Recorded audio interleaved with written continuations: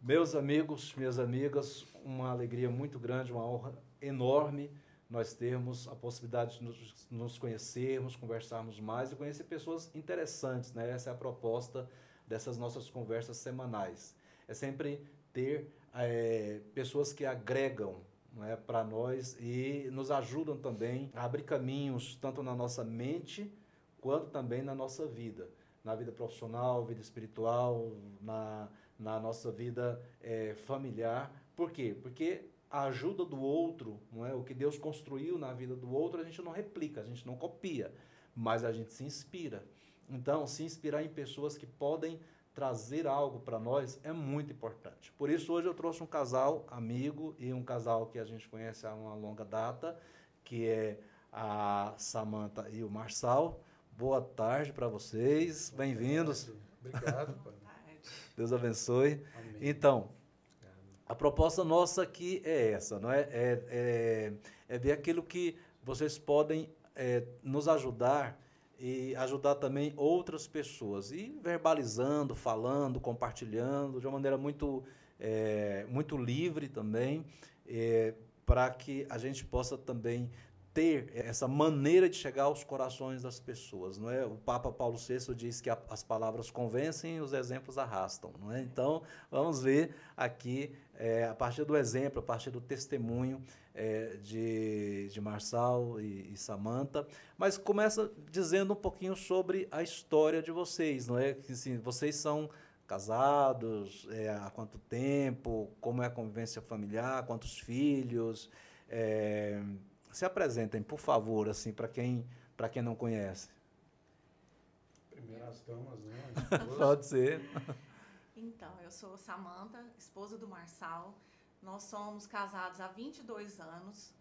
Temos 3 filhos, o João Pedro de 19, o Felipe de 16 e o Miguel de 9. Nós nos conhecemos através de uma amiga de trabalho e colega de escola, em Goiatuba, em 1994. Então, tudo começou em 1994, né? Primeiro, deixa eu agradecer, né, padre? É uma honra estar aqui com o senhor e é uma felicidade estar aqui com a minha esposa, falar um pouquinho da minha família, falar um pouquinho, né, do que a gente faz e na busca que nós temos da conversão diária, né, tentando buscar exercer o cristianismo, né, onde a gente vai. Então, desde 94, então, conheci a Samantha, quase que uma paixão à primeira vista. E nós namoramos aí durante 8 anos, nos casamos. E eu costumo dizer, padre, que uma das melhores coisas da minha vida foi o casamento, né? Então, eu sou muito feliz no meu casamento, muito grato né, pela minha esposa, pelos meus filhos.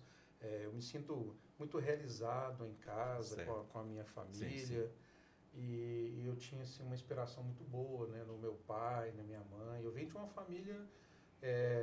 hoje posso dizer que é grande, né? Quatro irmãos, né? Sim. As famílias, né, foram diminuindo. Eu sempre tinha o sonho de ter uma família grande. Certo. Nós temos 3 filhos e assim, é meu porto seguro, né? Então, tudo que a gente faz, eu costumo dizer, onde eu trabalho, onde eu vou, que esse é o meu maior projeto. Sim. Essa é a minha vocação de ser pai, de ser esposo, onde eu vou...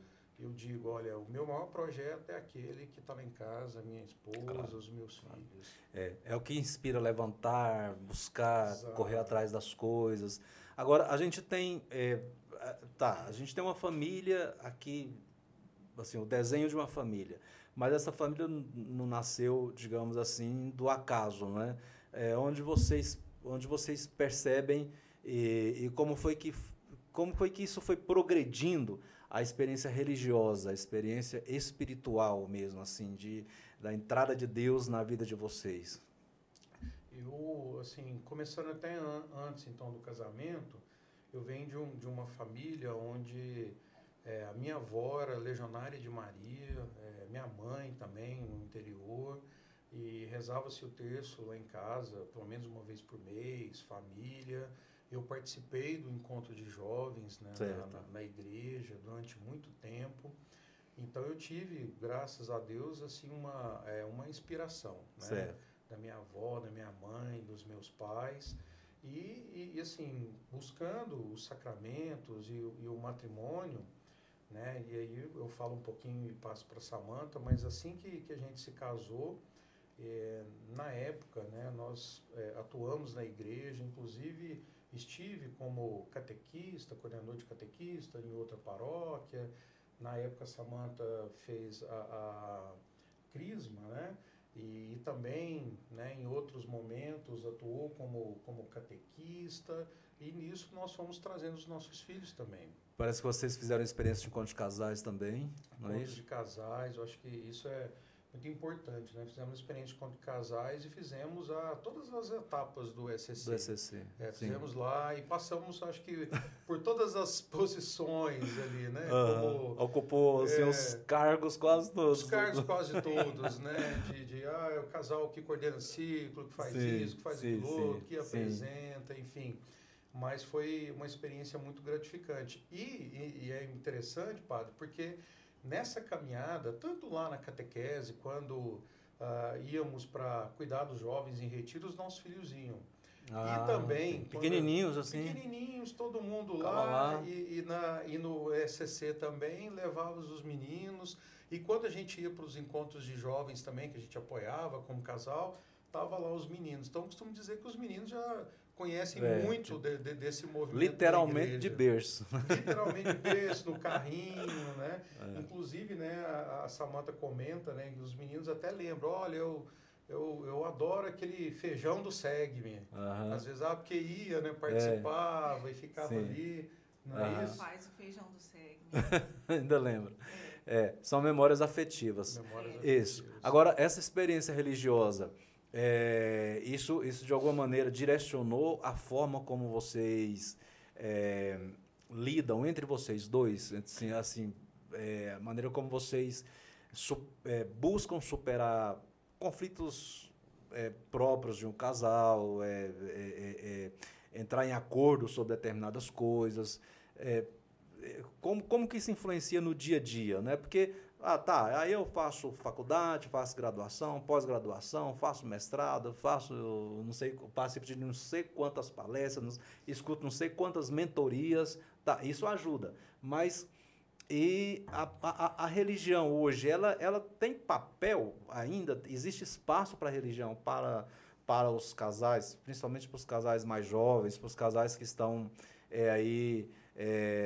navegando neste mundo que para nós padres é um mundo desconhecido, que a gente não consegue alcançar, mas a religião ela ainda influencia? Ainda tem papel para vocês, assim, uma reflexão bem madura mesmo? Ainda existe espaço para a religião influenciar as famílias hoje? Existe, sim, porque sem a religião, acho que família nenhuma consegue caminhar, né? Ir para frente, cuidar dos filhos, cuidar da casa.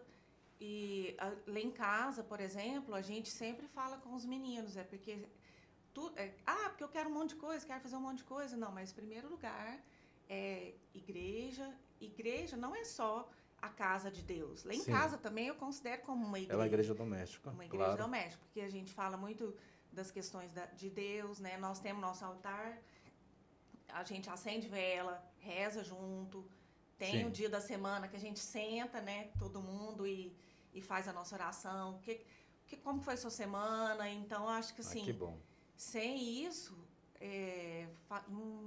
isso deixaria um déficit na educação deles, para vocês, certo?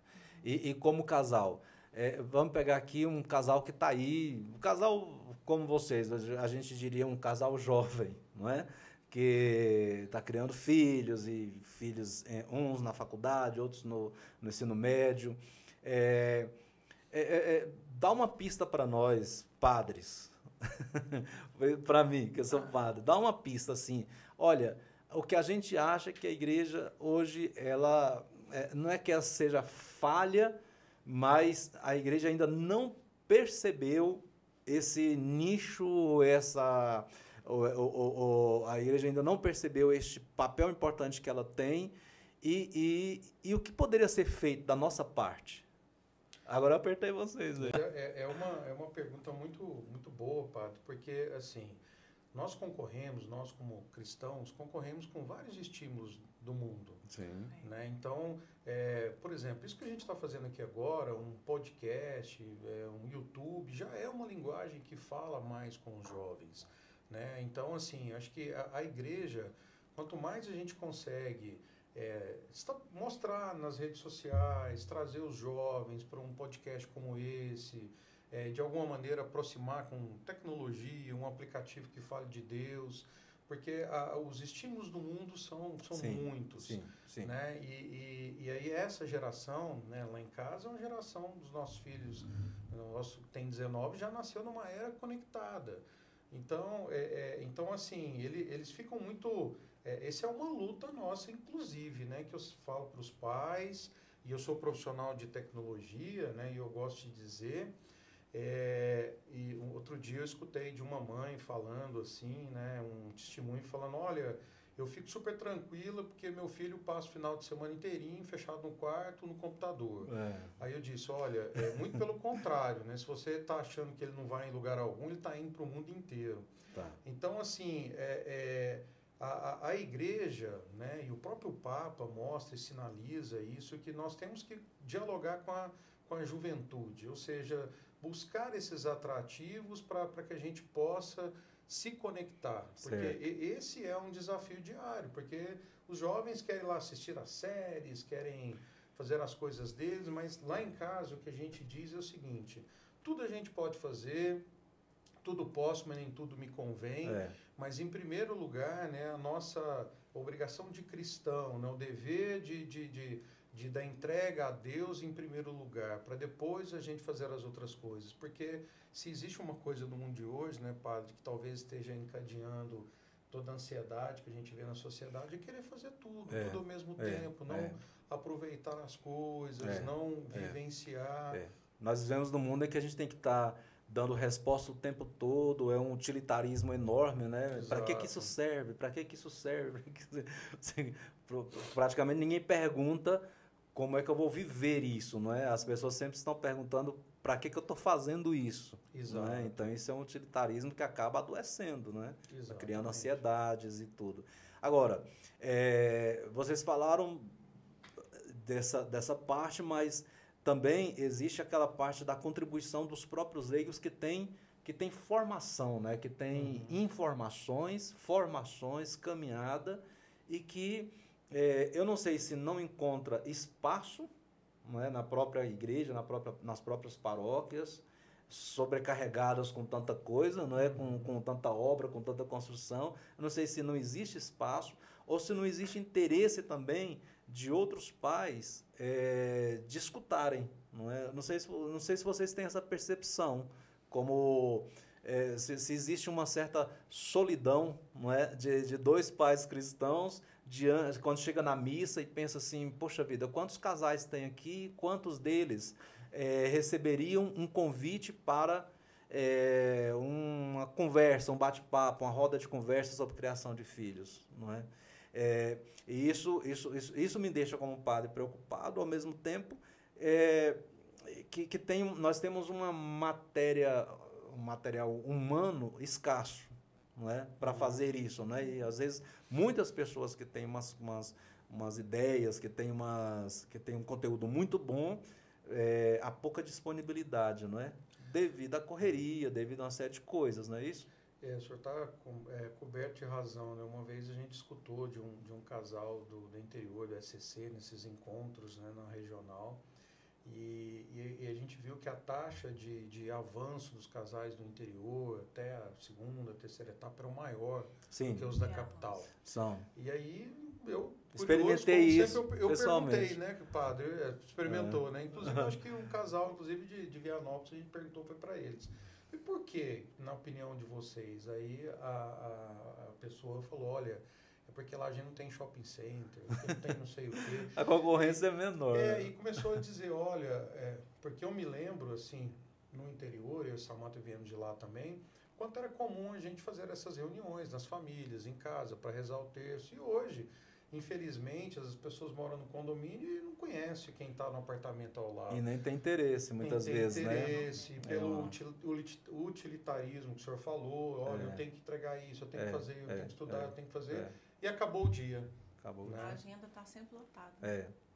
Pois é. Então, agora, passando para um outro nível de conversa, vocês falaram que vocês têm 3 filhos e em idades diferentes, não é? E eu acho assim, claro que o primeiro que veio, ele ensinou muita coisa para vocês, não é? Com toda certeza.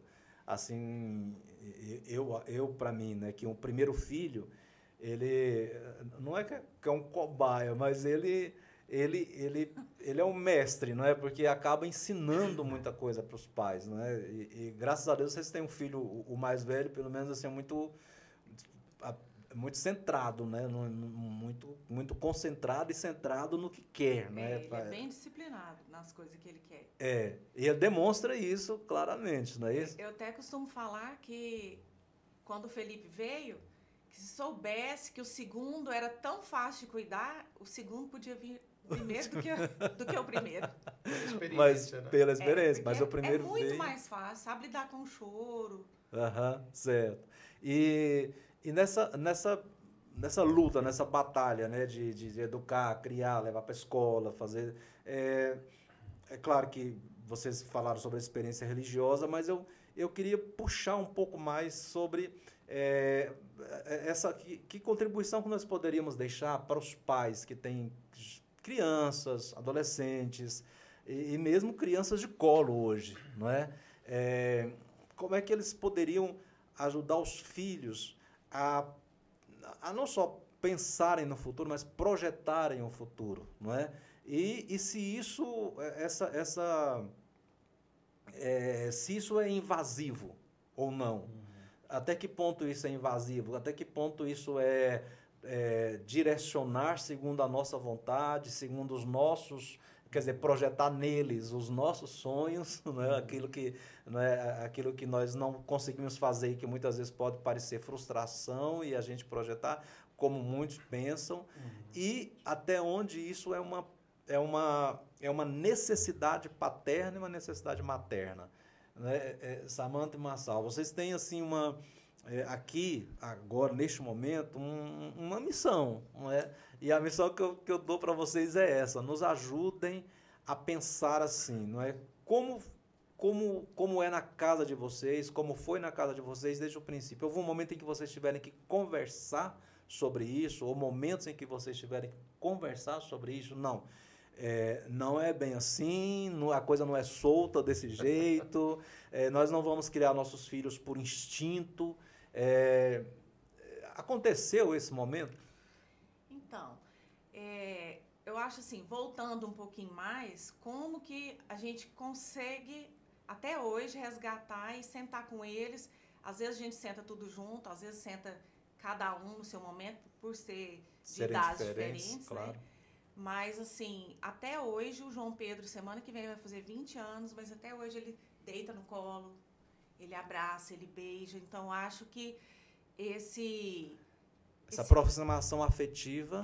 eu acho que isso é de suma importância. Certo. Porque aí abre portas, abre caminhos para o diálogo, para a gente chegar onde a gente quer. Certo.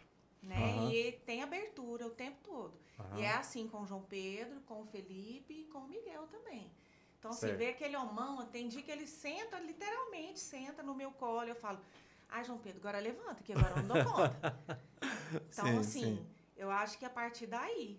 Certo. Né? Então, vocês acham que se os pais, primeiro, eles abrem as possibilidades, as portas do afeto, a gente alcança melhor o coração deles em relação aos projetos deles. Eu acredito que sim. Certo.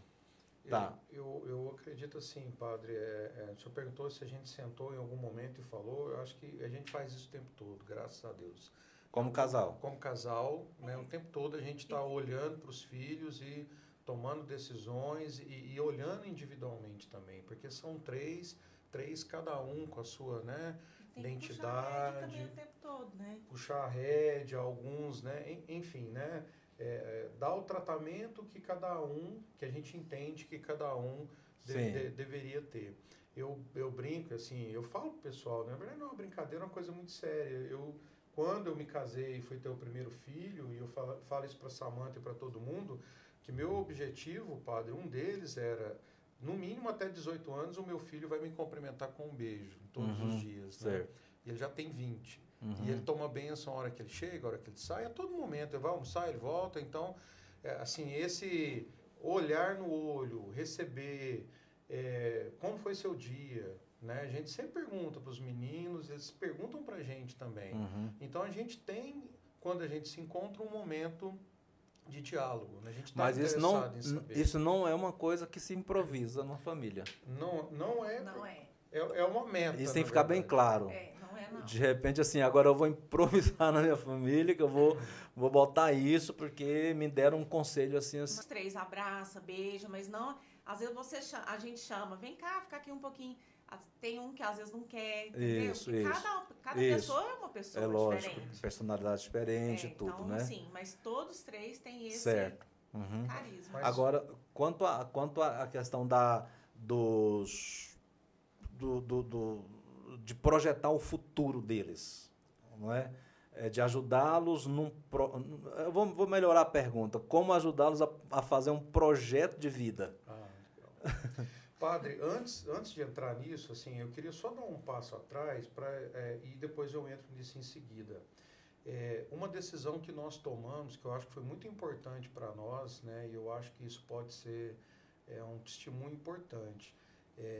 Nós decidimos, né, e como a Samantha falou, nós tivemos o primeiro, veio o segundo, e uma conversa nossa, a Samantha tomou a decisão, né, gostaria que ela falasse, mas ela tomou uma decisão e falou, olha, eu quero cuidar aqui da família, né? Então todos os dois trabalhávamos e tínhamos uma rotina, e ela entendendo, e nós entendendo essa importância, olhando para a formação dos filhos, nós tomamos essa decisão. Eu acho que... De que alguém tinha que estar ali um pouco mais presente. Isso. Poderia ser eu, poderia ser ela, isso. Né? Mas ela tomou essa decisão e eu falo, padre, todas as vezes que eu saio, assim, eu trabalho muito, gosto e às vezes viajo para dar aula, mas eu estou tranquilo, porque ela está em casa cuidando, né? A gente fazendo essa...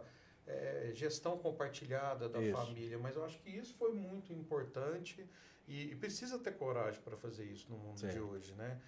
As pessoas olham, é isso, é aquilo outro, e julgam, e às vezes não sabem da realidade. Exatamente. Mas eu acho que isso é muito importante. E hoje, cada vez a mulher ela é pressionada pela mídia, ou sei lá, pelas formadoras de opinião, a que ficar em casa cuidando de filho é uma perda de tempo. Não é? Já ouvi várias vezes, assim, amigos, até gente de família também falar, nossa, como que você dá conta? Eu fico doida, eu não consigo. Então, assim, igual o Marçal falou, a gente sentou e foi uma decisão e, assim, eu realmente quis. E você não se arrepende? Não me arrependo. Porque... Em momento nenhum me arrependo. Eu acho que, assim, é uma entrega muito grande. É cansativo? É bem exaustivo, mas, assim... Não me arrependo. Por outro lado, também, talvez se terceirizasse toda a infância, adolescência desses meninos... A gente não teria o que a gente tem hoje. Pois é. Então, às vezes, o investimento... o retorno é muito melhor do que o que se investiu, não é? O João Pedro, enquanto pequeno, quando a diferença dele para o Felipe, 3 anos. Então, assim, os 2 anos dele, 2 anos que ele nasceu, eu ainda trabalhei. Aí depois chegou o Felipe, eu falei, eu acho que não dá mais. E assim, é um amor tão grande. Acho que Deus é tão, assim, magnífico mesmo, porque a gente conhece o verdadeiro amor, eu acho que é na maternidade. Maternidade e paternidade, né? Eu acredito nisso. Sim. E aí eu falei, não dá mais. Porque assim, tinha a ajuda da minha sogra, da minha mãe, mas não é a mesma coisa. Não é a mesma coisa. Sim. E olhando, padre, né? E assim, na época até o João Pedro era pequenininho, a gente morava no condomínio, eu costumava dizer assim, tem muito aí filho do porteiro. Porque, assim, ficavam soltos e você via, assim, crianças extremamente carentes mesmo de um afeto, de um pai, mãe. E a Samantha, como ela tem uma formação é pedagoga, é dessa área, né, professora, então ela, né, mãezona mesmo. Tomamos essa decisão. Eu acho que foi uma das melhores decisões que a gente tomou. Claro que isso, né, olhando para você que está aí do outro lado, cada família tem uma realidade diferente, necessidades financeiras diferentes. Se isso é possível ou não Existe uma diferença entre o real e o ideal, não é? Porque às vezes também, padre, a gente tem, né, enquanto família, tomar algumas decisões. Você não vai ganhar, às vezes, o dinheiro que poderia dos dois, mas o investimento na base que você está fazendo, de ajudar a manter o seu filho no caminho. Porque não adianta nada, às vezes, eu e ela sair para o mundo e ganhar dinheiro e dar todo o conforto material do mundo. Mas se eu não conhecer meus filhos, se eu não ter esse beijo todos os dias, esse olhar todos os dias e alguém, como eu disse, né, foi um combinado nosso. E eu me sinto totalmente tranquilo para estar na minha função, enquanto Samantha cuida muito bem da casa. Então, assim, é um combinado. Beleza. Dia pode ser eu, pode ser ela. Ótimo. Mas essa decisão, ela foi muito e é muito importante para nós. E como a Samantha falou, hoje olhando para os meninos, né, com todo carinho, todo cuidado, sim, todo investimento, né, hoje nós sentimos eles totalmente integrados a nós. Certo. Que eu vejo uma dificuldade dessa no mundo, padre. Às vezes o pai e a mãe não saber o que acontece com os filhos. Distantes, né? Também distantes. Quando a gente tomou essa decisão, financeiramente a gente passou por algumas dificuldades, Passou uns perrengues. Passou uns perrengues, mas assim, foi uma decisão, então vamos seguir em frente. Entendi. Bom, então essa parte eu acho muito importante. Agora, conectando com a outra, que é como que a gente ajuda, ou como que, né, a gente olha para os meninos para um projeto de vida. Né, projeto de vida. Inclusive, falando em projeto, padre, porque eu sou especialista da área de projetos. Pois né? Por isso que eu perguntei. Né? Eu acho que, né, o senhor falando como a gente pode contribuir, eu acho que a gente pode contribuir mais nesse sentido. Eu ajudo os meninos, né, os meninos têm um quadro de gestão, de tarefas, atividades, para eles se organizarem. Então, sim, a gente dá esse apoio. E claro, cada um tem seus talentos, a gente tem, tendo esse contato mais próximo, a gente percebe melhor as aptidões. Certo. Né? Então isso é uma percepção nossa de pai e mãe que está ali no dia a dia. Uhum. Mas um exemplo que eu acho bacana que a gente pode dar, o João Pedro agora que acabou de entrar na universidade, ele passou por um processo que para nós foi muito interessante, porque como o senhor falou, se perguntar para mim o que eu gostaria que o João Pedro fizesse, eu sou da área de tecnologia e projetos. Para mim, meu filho, isso aqui é uma área que eu gosto, tecnologia é uma área que vai ser demandada o tempo todo, mas eu entendia que não sei se é isso, né? E aí a Samantha teve uma ideia, fez uma proposta, nós conversamos, que foi muito interessante. A gente entrou em contato com um amigo nosso, que ele é psicólogo e ele faz terapia ocupacional? Isso, não, é análise vocacional. Terapia vocacional. E aí ele fez... Existem esses psicólogos que fazem esses testes vocacionais, né? Exatamente. Isso. Certo. E aí ele fez com o João Pedro. E assim, o João Pedro não sei, não, vai ser bom, você vai conseguir se entender melhor. E eu, o João Pedro... Ele embarcou no negócio e deu isso certo, ajudou. Ajudou demais. E agora, o ano que vem, nós vamos fazer com o Felipe. Porque, assim, teste vocacional. Eu acho que a observação dos pais, claro, isso é muito importante, né? E tentar tomar cuidado de eu não querer que ele faça o que eu gostaria, né? Mas ele tem, né, a preferência dele. Mas uma ajuda profissional dessa, bem estruturada, eu acho que mostra os caminhos. E nos ajuda a tomar a decisão. Eu acho que no teste ficou claro para ele que nem o que ele achava, eu não lembro, mas acho... o teste dele, por exemplo, olha, você é de ciências sociais, né? E a gente olhava assim, é verdade, né? Quando você olha como você se comporta, aquilo que você busca.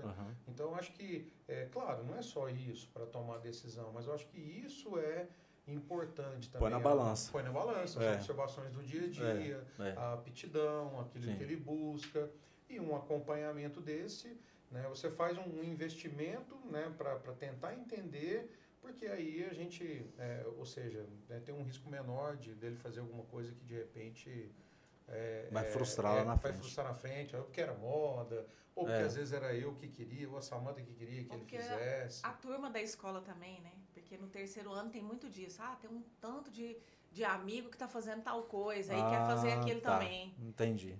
Isso tem essa influência também. Tem, as emoções. Porque se o senhor às vezes perguntar, né, para os jovens, né, eu de vez em quando faço pergunta, atendo os jovens quando eu estou no treinamento, todo mundo olha lá, eu quero ser youtuber, eu quero ser não sei o quê, né? Mas é isso mesmo, né? Você sabe o que é isso?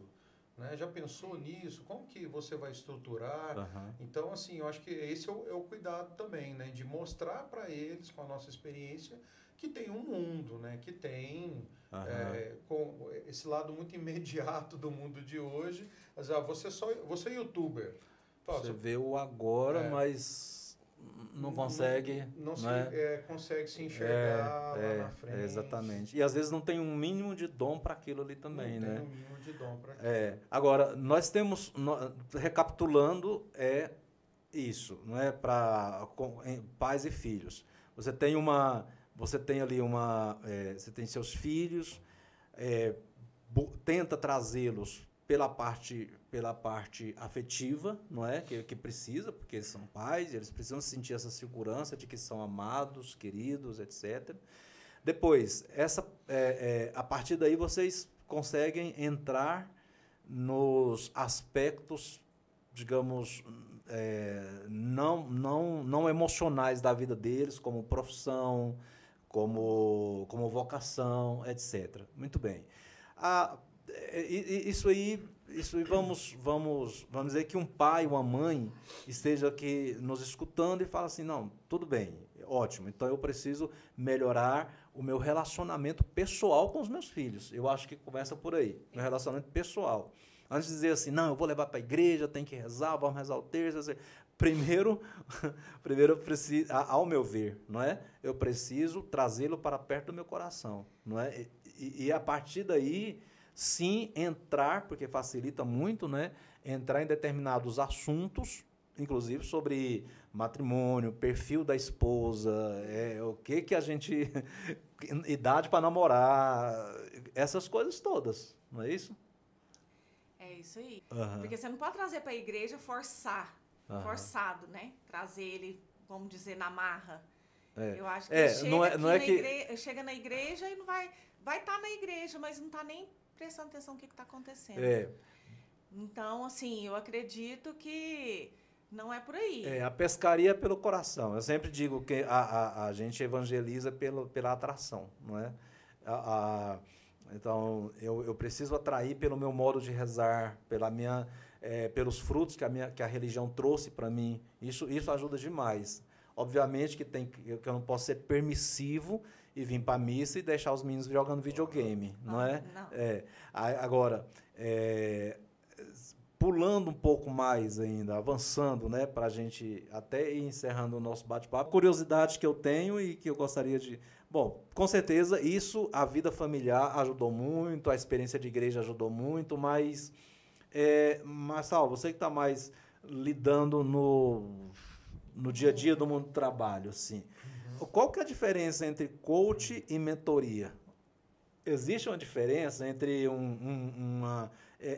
e outra coisa, as pessoas acham supérflua a mentoria ou hoje tem uma busca maior, as pessoas percebem uma necessidade maior de alguém que as ajude a encontrar o caminho que na casa ou na família essa pessoa não teve, digamos, a mesma bênção que os seus filhos tiveram? É importante esse assunto, Padre, porque, assim, em todas as áreas, né, a gente vê hoje um boom aí dos mentores ou dos coachings, e a gente tem que tomar muito cuidado com isso, porque, de repente, o seu filho, sua filha, pode estar seguindo alguém e tem que olhar qual é o propósito, né? Sim. A gente tem que estar conectado a isso. O coaching, infelizmente, assim, tem muitos profissionais em todas as áreas que não vão, né, não são tão bons quanto deveriam ser. acabou que ficou um pouco pejorativo. Ficou. Quando no fala mercado. coach, o negócio coach, já é quase que um xingamento, né? Isso, então, Quase que uma pejorativa mesmo a palavra, né? mas o coach, quando feito de maneira correta, séria, é importante. Por exemplo, eu, enquanto líder lá onde eu trabalho, com os meus liderados, eu exerço o papel de coach. O coach é um líder que ajuda a mostrar o caminho, que ajuda a mostrar as melhores práticas. Fazer reflexões. Provocar o desenvolvimento individual, isso, né? Isso. E o mentor é mais aquele profissional que já pega um pouco mais na mão, né? Que traça junto com, pelo menos na minha área, né, de projetos, quando eu faço mentoria, eu não só provoco e mostro opções, mas às vezes eu vou ajudar a treinar, eu vou ajudar a tomar algum tipo de decisão. Aliás, eu não tomo decisão por eles, mas trazer mais variáveis para que se tome a decisão. E, de certo modo, né, padre, trazendo isso para o relacionamento lá em casa e dos filhos, vou dar um exemplo para o senhor que eu acho que é muito importante. O senhor falou, olha, não é do nada que a gente vai fazer isso ou aquilo outro. Nós temos uma prática lá em casa que eu acho, assim, sensacional, que eu gostaria de compartilhar. Todo final de ano, padre, assim como as empresas, né, olham para o balanço, para fazer o que aconteceu, nós fazemos isso familiarmente. A gente senta numa mesa como essa aqui, todos os meninos juntos, né? A gente faz um exercício de reflexão. Como nós fomos nas nossas áreas da vida. Uma avaliação. Na igreja, na escola, aqui em casa. O que eu posso melhorar? O que eu tenho que parar de fazer? O que eu deveria fazer mais? No relacionamento entre eles também, né? Porque entre irmãos sempre tem os E é um momento, padre, que é muito forte. Às vezes a gente escuta coisas que a gente não estava nem preparado, né? Tipo assim, olha, o que eu queria era fazer mais isso. O que eu queria era mais tempo para fazer aquilo outro, que era, às vezes, ficar com a família. E disso, padre, sai um planejamento para o ano. Certo. Então, assim, planejamento familiar é muito importante para que a gente consiga conciliar essa vida louca aí do trabalho, que infelizmente a gente é pressionado de N maneiras, para a gente estar centrado em como que eu equilibro família e trabalho. E isso, né, aproveitando o momento, né, para agradecer a Deus pela esposa maravilhosa que eu tenho. Samanta, olha. A gente tem um olhar, padre, muito assim, da Samanta para dizer, a gente tem que focar naquilo que interessa, naquilo que importa, né? Nas pessoas, nas relações, para guiar os meninos. Olha, né, tem aquela famosa frase, os meninos chegam e falam assim, mas todo mundo está indo para tal lugar. A Samanta já fala aqui, não é todo mundo, não é assim, né? Então, aqui em casa a gente tem um planejamento, então...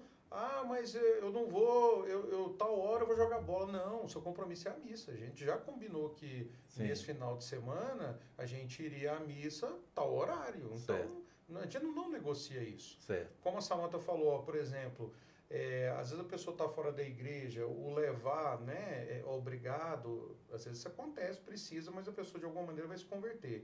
Mas lá em casa, querendo ou não querendo, ele vai, que é um compromisso. Né? Mas tudo isso... Mas ele já sabe, né? Ele já sabe, e tudo isso, padre, eu acho que vem de um planejamento. Então, respondendo o senhor, né? Então, acho que o pai e a mãe têm que ser esse mentor e o coaching para os filhos, né? Para que outra pessoa que tem, de repente, outros interesses não tome esse lugar. Não tome isso.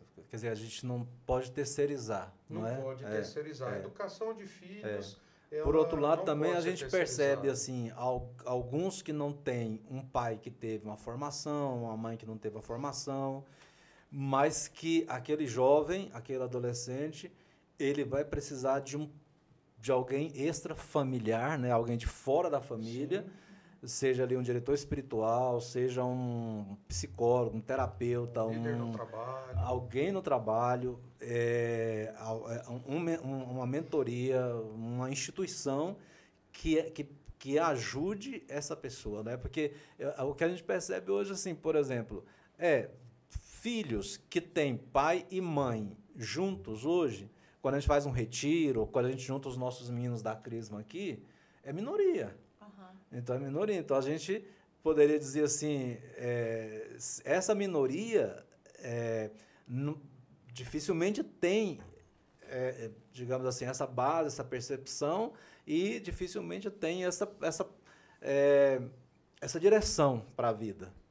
Né? Então, eu penso, não é, que aqueles casais cristãos, aquelas pessoas, daí a importância dos movimentos na comunidade, dos retiros, né, de um bom catequista de crisma, né, de uma boa direção, e também de pessoas que têm algo a oferecer, que ofereçam isso como um serviço, como uma missão. Não é? Eu acredito que para essa nova geração, nós precisaríamos de novos missionários com novos olhares, não é? Com olhares diferentes para essa turma, não é? Que a gente não os deixasse soltos. Eu acredito que para novos desafios, novos evangelizadores, novos missionários e novas abordagens, não é? Novas abordagens, porque se a gente ficar nas velhas abordagens, se a gente ficar ali nos velhos métodos, e aí eu falo como padre, não é? Porque a minha área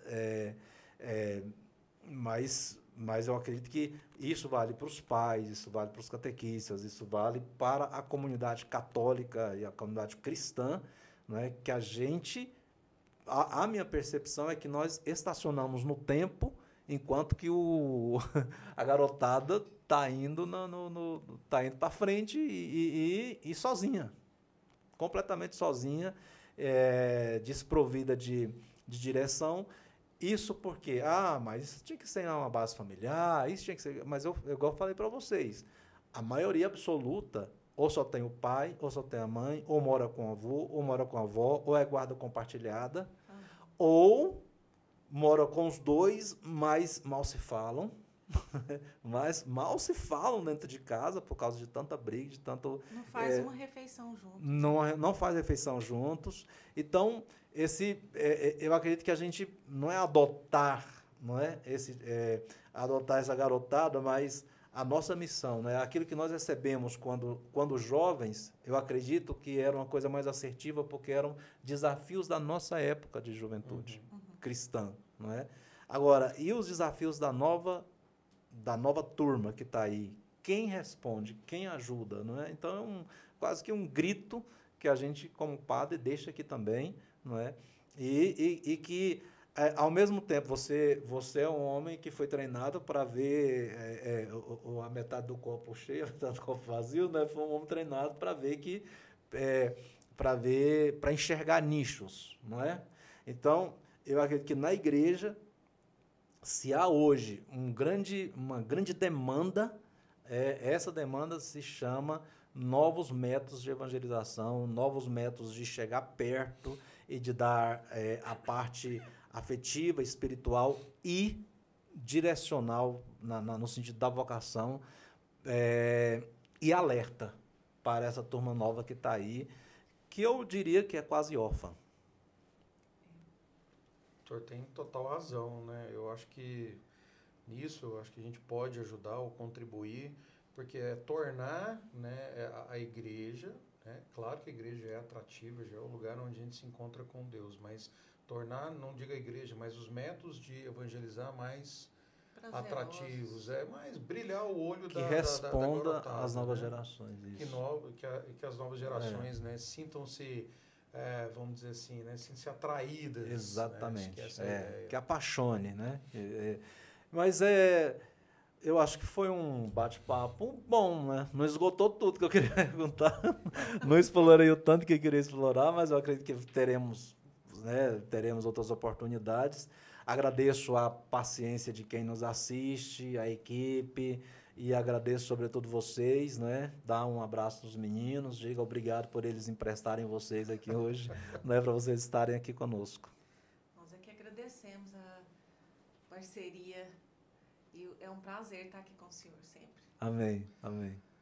Obrigado, padre, obrigado por esse momento de compartilhar um pouquinho, né, da nossa casa, da nossa vida, né, e assim, eu encerro dizendo que nós, graças a Deus, nós somos muito abençoados, né, eu quero lembrar muito rapidamente, eu sei que a gente já tem um tempo longo, mas uma palavra que o senhor me disse um dia, e isso nunca saiu, né, uma exortação sua para mim.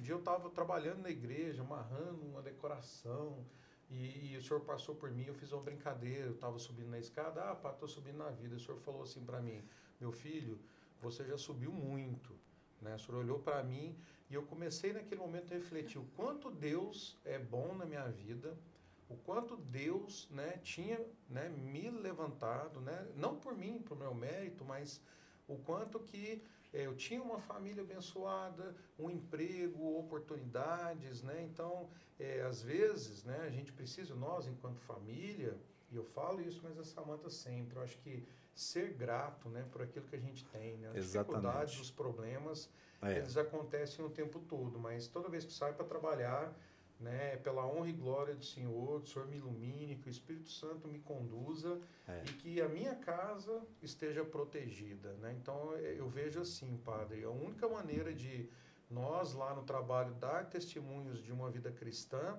é pelo comportamento mesmo, né? Em dizer, fazer oração, de chamar o pessoal para refletir, né? E é esse, muito obrigado mais uma vez pela oportunidade, né? O senhor fazer a gente enxergar tantas coisas, né? Né? Na sua liderança espiritual. Amém. Sinto muito grato estar com o senhor. Eu é que sou grato. Né? E encerro com aquela passagem bíblica onde Jesus diz, vós sois o sal da terra, vós sois luz do mundo. Né? Se o sal se torna insosso, para que serve? Senão para ser pisado pelos homens, não é?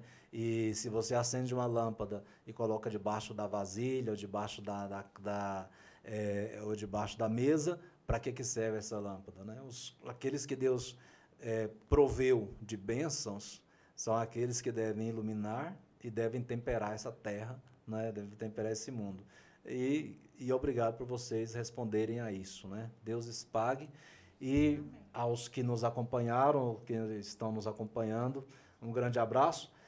Por favor, não esquece aquele pedido que todo mundo faz, não é? Assim, né? Que você torne relevante o nosso canal, porque quanto mais pessoas, quanto mais você interage, mais o canal se torna relevante, mais pessoas vão assistir, mais pessoas vão aderir. É claro que se a gente alcança 20 pessoas, uma pessoa, né, no meu ministério eu sou assim, se eu estiver fazendo uma homilia e disser assim, se eu estiver alcançando um filho de Abraão aqui, está suficiente para mim, está bom para mim. Né? O resto é o Espírito Santo que deve fazer e deve agir. Mas você sabe que nessa internet cheia de tantas coisas enviesadas, atravessadas, erradas, uma conversa séria, uma conversa baseada naquilo que a doutrina da igreja ensina, baseada naquilo que é o correto segundo o Evangelho de Cristo, isso é muito saudável e você quer passar coisas saudáveis para as pessoas que você ama. Então, passe em frente. Em nome do Pai, do Filho e do Espírito Santo. Amém.